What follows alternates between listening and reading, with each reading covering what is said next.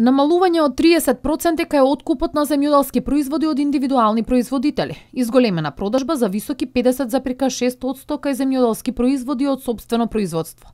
Ова се последните податоци кои ги објави Државниот завод за статистика, според кои изголемување на откупот и продажбата на земјоделски продукти е регистрирано кај жита, градинарски и фуражни растенија, овошје, алкохолни пијалоци, добиток и живина и јајца, а намалување кај индустријски растенија, млеко и млечни производи. Каква е состојбата во регионот и конкретно во Куманово, побаравме мислење од најповиканите и директно вклучени во овој процес пазарџиите. Едни велат платежната моќ на граѓаните е намалена и таа го диктира и темпото со кое се одвива продажбата на продукти, а производите се поскапи од порано, велат тие. Другите пак искуствено истакнаа дека цените се веќе попристапни во однос на стартот на сезоната. 80-90% е намалена производството. Што мислите, на што се должи тоа?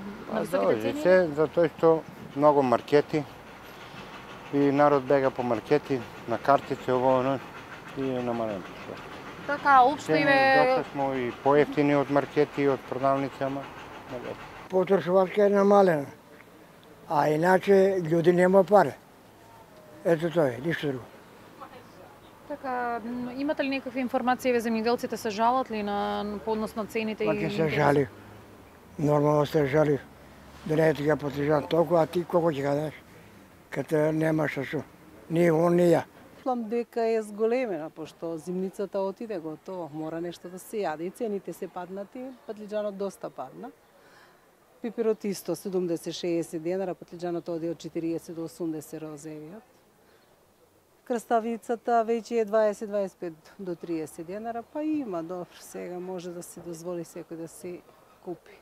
Според едните цените на пазар се пониски од маркетите, но од други пак велат дека динамиката на живење го диктира и начинот на пазарење. Кажем цене на артикли, домат е 50 денара, 40 денара, 60 денара розевиот, компир 35 денари, морков 40, има пуно артикли 70 денари јагода, ама нема, народот нема.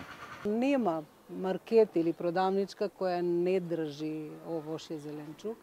И секој кој отиде за некоја лепче или со било што, си купи тоа, пошто сега, знаеш, нашиот живот видна турбо, трчање. Органски производи одгледувани без пестициди. Здрава храна за здрав живот е она што се бара често. Морко, ако не ga прсте, нема да ga биде. Органска храна, тоа е било времето, сега нема више. На нашите пазари нема органска храна, така да не би могло и да бараш, нема да најдеш. А препрашувате ли дали од тука, од нашиот крај, на пример, или од преку? Па да. Бараат ли кога ќе дојдат купувачите органски продукти? Бараат. Новој пазар сме едини кои произведуваме.